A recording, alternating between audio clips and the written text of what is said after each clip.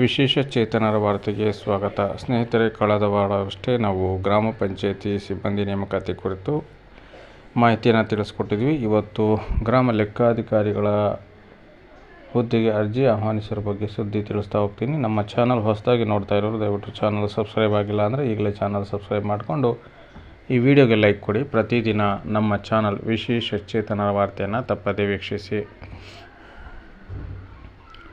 ಹಾಗಾದರೆ ಬನ್ನಿ, ಇವತ್ತಿನ ಮಾಹಿತಿ ನಿಮಗೆ ತಿಳಿಸ್ತಾ ಹೋಗ್ತೀನಿ. ದಯವಿಟ್ಟು ವಿಡಿಯೋನ ಪೂರ್ತಿ ನೋಡಿ. ಕರ್ನಾಟಕ ಸರ್ಕಾರದ ಕಂದಾಯ ಇಲಾಖೆಯಲ್ಲಿ ಖಾಲಿ ಇರುವ ಉಳಿಕೆ ಮೂಲ ವೃಂದ ಹಾಗೂ ಕಲ್ಯಾಣ ಕರ್ನಾಟಕ ಸ್ಥಳೀಯ ವೃಂದದಲ್ಲಿರುವ ಒಟ್ಟು 1,000 ಗ್ರಾಮ ಆಡಳಿತಾಧಿಕಾರಿ ಹುದ್ದೆಗಳಿಗೆ ನೇರ ನೇಮಕಾತಿ ಸಂಬಂಧ ಅಧಿಕೃತ ಅಧಿಸೂಚನೆ ಬಿಡುಗಡೆಯಾಗಿದೆ. ಕರ್ನಾಟಕ ಪರೀಕ್ಷಾ ಪ್ರಾಧಿಕಾರವು ಅರ್ಹರಿಂದ ಆನ್ಲೈನ್ ಮೂಲಕ ಅರ್ಜಿಗಳನ್ನು ಆಹ್ವಾನಿಸಿದೆ.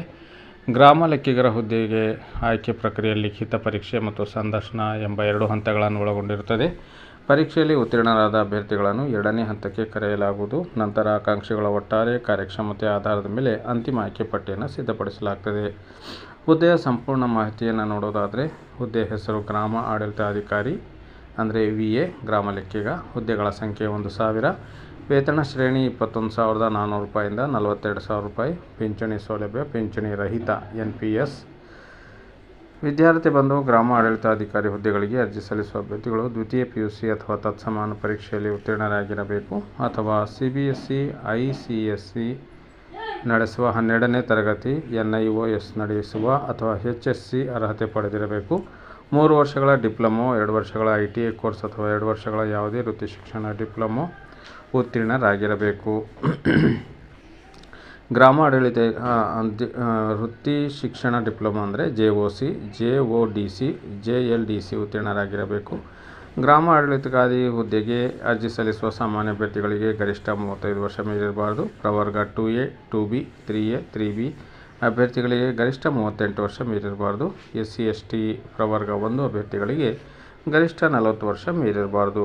ಪ್ರಮುಖ ದಿನಾಂಕಗಳನ್ನು ನೋಡೋದಾದರೆ, ಆನ್ಲೈನ್ ಮೂಲಕ ಅರ್ಜಿ ಸಲ್ಲಿಸಲು ಆರಂಭಿಕ ದಿನಾಂಕ 4/3/2024 ಅಂದರೆ ಮಾರ್ಚ್ 4ನೇ ತಾರೀಕಿಂದ ಬೆಳಗ್ಗೆ 11 ಗಂಟೆಗೆ ಶುರುವಾಗ್ತದೆ. ಆನ್ಲೈನ್ ಮುಖಾಂತರ ಅರ್ಜಿ ಸಲ್ಲಿಸಲು ಕೊನೆಯ ದಿನಾಂಕ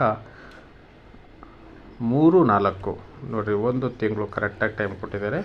3/4/2024 ಅಂದರೆ ಅರ್ಜಿ ಸಲ್ಲಿಸಲು ಆರಂಭಿಕ ದಿನಾಂಕ 4/3/2024, ಅರ್ಜಿ ಸಲ್ಲಿಸಲು ಕೊನೆಯ ದಿನಾಂಕ 3/4/2024 11 ಗಂಟೆ 59 ನಿಮಿಷಕ್ಕೆ ಅರ್ಜಿ ಸಲ್ಲಿಸುವ ದಿನಾಂಕ ಮುಕ್ತಾಯ ಆಗ್ತದೆ. ಅರ್ಜಿ ಸಲ್ಲಿಸಲು ಕೊನೆಯ ದಿನಾಂಕ, ಅರ್ಜಿಯ ಶುಲ್ಕ ಪಾವತಿಸಲು ಕೊನೆಯ ದಿನಾಂಕ 6/4/2024. ಅರ್ಜಿ ಶುಲ್ಕ ನೋಡೋದಾದರೆ, ಸಾಮಾನ್ಯ ಅರ್ಹತೆ ಇತರೆ ಹಿಂದುಳಿದ ವರ್ಗಗಳ ಅಭ್ಯರ್ಥಿಗಳಿಗೆ 750 ರೂಪಾಯಿ ಮತ್ತು SC ST ಪ್ರವರ್ಗ 1, ಮಾಜಿ ಸೈನಿಕ ಮತ್ತು ನಮ್ಮ ವಿಶೇಷ ಚೇತನ ಅಭ್ಯರ್ಥಿಗಳಿಗೆ 500 ರೂಪಾಯಿ ಅರ್ಜಿ ಶುಲ್ಕವಿರುತ್ತದೆ. ಅಭ್ಯರ್ಥಿಗಳು ಆನ್ಲೈನ್ ಮೂಲಕ ಹೊರತುಪಡಿಸಿ ಇತರೆ ಯಾವುದೇ ಮಾದರಿ ಅರ್ಜಿ ಸಲ್ಲಿಸಲು ಅವಕಾಶವಿರುವುದಿಲ್ಲ. ಅಭ್ಯರ್ಥಿಗಳಿಗಾಗಿ ಅರ್ಜಿ ನಮೂನೆ kandiya.karnataka.gov.in ನೀವು ಅರ್ಜಿಯನ್ನು ಸಲ್ಲಿಸಬೇಕು. ಆನ್ಲೈನ್ನಲ್ಲಿ ಅರ್ಜಿ ಸಲ್ಲಿಸಲು ಅಭ್ಯರ್ಥಿಗಳು ಭಾವಚಿತ್ರ ಮತ್ತು ಸಹಿಯೊಂದಿಗೆ ದಾಖಲೆಗಳನ್ನು ಅಪ್ಲೋಡ್ ಮಾಡಬೇಕು. ಜೊತೆಗೆ ಶುಲ್ಕವನ್ನು ಪಾವತಿಸಬೇಕು. ಅಧಿಸೂಚನೆಯನ್ನು ಬಿಡುಗಡೆ ಮಾಡಿದ ನಂತರ ಕರ್ನಾಟಕ ಪರೀಕ್ಷಾ ಪ್ರಾಧಿಕಾರವು ಅರ್ಜಿ ಸಲ್ಲಿಸಲು ಮಾರ್ಚ್ 4ರಂದು ಲಿಂಕನ್ನು ಸಕ್ರಿಯಗೊಳಿಸಲಿದೆ.